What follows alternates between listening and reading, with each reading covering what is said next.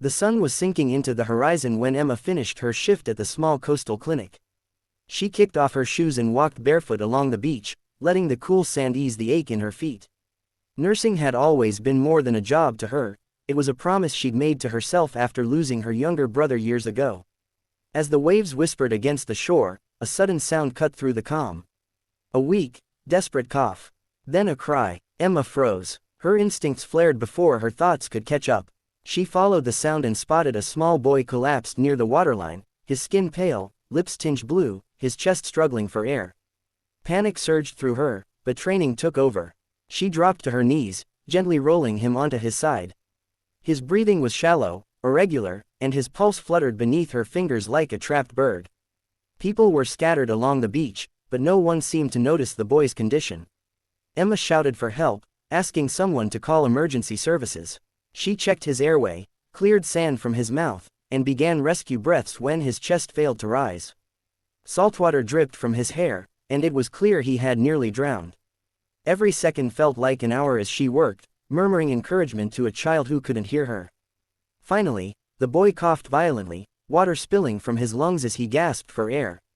Emma exhaled shakily, tears stinging her eyes. She wrapped him in her jacket, keeping him warm, talking softly to keep him conscious.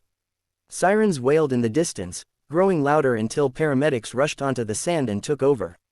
As they loaded the boy onto a stretcher, Emma's hands trembled, not from fear, but from relief. At the hospital, Emma stayed longer than she was supposed to, lingering outside the emergency room. She watched doctors move quickly, her heart pounding as if it were her own child inside. Hours later, a nurse stepped out with a tired smile and told her the boy would survive. Emma leaned against the wall, finally allowing herself to breathe. The next morning, exhaustion clung to her as she returned to work. She hadn't expected anything more than the quiet satisfaction of having saved a life. But when she entered the pediatric ward, she noticed a man standing by the boy's bed.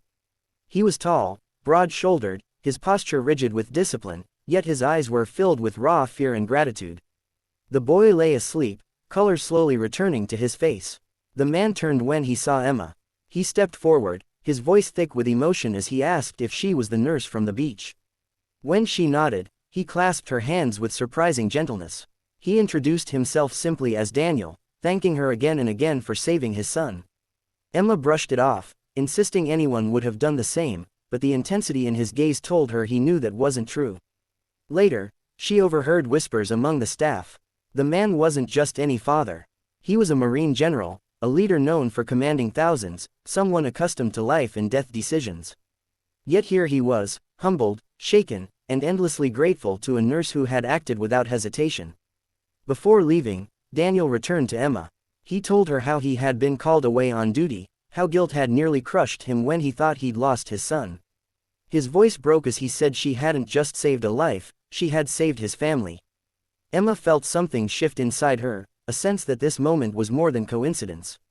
She didn't know then how deeply their paths would intertwine, or how the gratitude of a powerful man would open doors she'd never imagined. All she knew was that by following her instincts on a quiet beach, her life, and his, had changed forever. Days passed, but the memory of the boy on the beach refused to leave Emma's mind. She returned to her routine at the clinic, yet something felt different. Patients noticed it too, the extra softness in her smile, the renewed fire in her eyes. One afternoon, she was called to the front desk and told a visitor was asking for her by name. When Emma stepped out, she found Daniel waiting, dressed in plain clothes but carrying the same commanding presence. Beside him stood his son, Leo, holding a small toy boat. Daniel explained that Leo insisted on seeing the nurse who saved him. The boy shyly offered the toy, his fingers trembling slightly. Emma knelt to his level, accepting it with a laugh that turned into tears. In that simple moment, a quiet bond formed, one that felt deeper than words. Daniel watched, his chest tightening as he realized how close he'd come to losing everything. Over coffee at the hospital cafe, Daniel shared more of his life than he ever had with a stranger. Years of service had hardened him, but fatherhood had cracked that armor wide open. He confessed how lonely command could be, how he'd built walls so high he'd forgotten what it felt like to lean on someone. Emma listened, recognizing the same loneliness in herself, the long nights, the sacrifices, the unspoken grief that came with caring for others. Their conversations became regular. Daniel would stop by whenever his schedule allowed, sometimes with Leo, sometimes alone. Emma never asked about his rank or influence, and that only deepened Daniel's respect for her. She treated him like a man, not a title, and that simplicity felt like freedom. Slowly, something warm and unexpected began to grow between them, though neither dared to name it. But life had a way of testing fragile beginnings. One evening, Emma was called into the administrator's office and handed a notice. Budget cuts, staff reductions, her position was being eliminated. The words blurred as she read them. Nursing had been her purpose, her anchor. Now it felt like the ground had vanished beneath her feet. She left the clinic in a daze, walking until she reached the beach where everything had started. The waves were restless that night, mirroring the storm inside her. She didn't notice Daniel approaching until he spoke her name. One look at her face told him something was wrong. When she finally explained, her voice broke, and all the strength she'd shown others drained away. Daniel listened silently, anger flickering behind his calm exterior. Not at the clinic, but at a system that could discard someone so vital. He wanted to fix it immediately, to make a call and make it right, but he stopped himself. Emma wasn't someone who wanted favors. She wanted dignity. Instead, he offered something else, support. He reminded her of the lives she'd touched, including his own. He told her that losing a job didn't erase her worth or her calling. As the wind whipped around them, Emma felt steadier than she had all day. In the weeks that followed, Emma struggled. Savings dwindled, and doubt crept in during the quiet hours. Then one morning, she received an unexpected invitation to a military medical outreach program. The recommendation had come from a grateful family. It wasn't charity, it was recognition. Emma accepted, stepping into a role that allowed her to serve communities with limited access to care. The work was demanding, but it reignited her spirit. Daniel watched from the sidelines, pride swelling in his chest as he saw her flourish. Through shared challenges and quiet victories, their bond deepened into something unshakable. Emma realized that the rescue on the beach hadn't just saved a boy, it had set her on a path toward a life bigger, braver, and more meaningful than she'd ever imagined.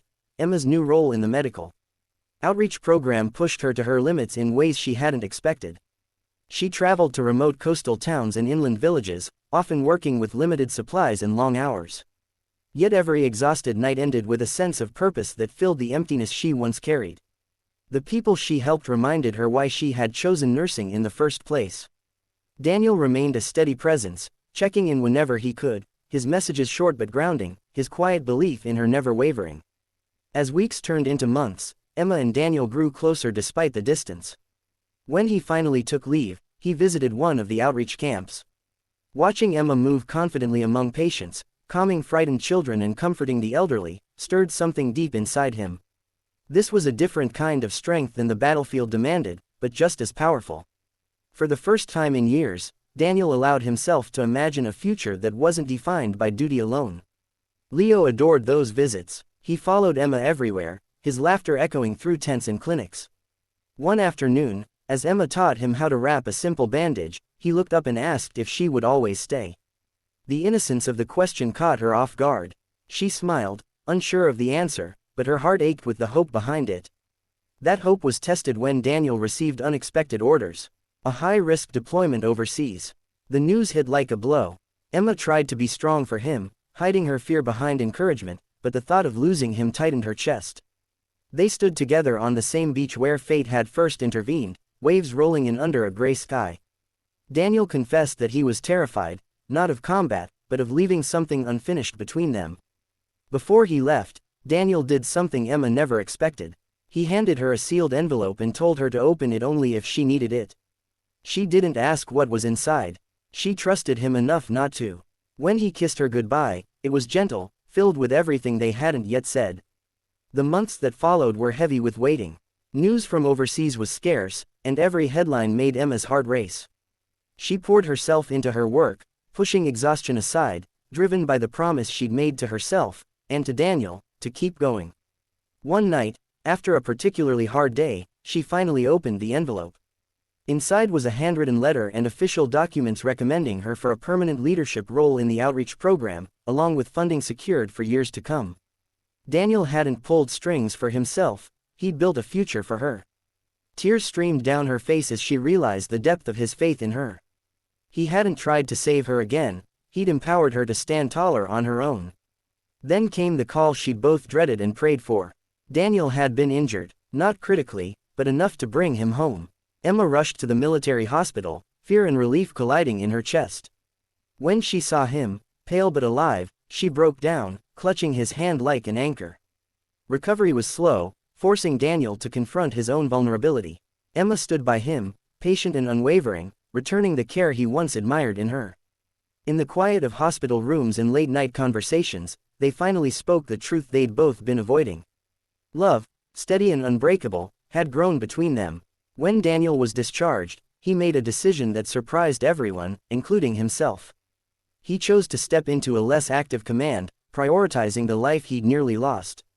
On the beach, with Leo watching and the sun dipping low, Daniel asked Emma to build that life with him. Not as a rescue, not as gratitude, but as equals. Emma said yes, knowing that the day she saved a dying boy by the shore had led her here, not just to love, but to a future shaped by courage, compassion, and hope.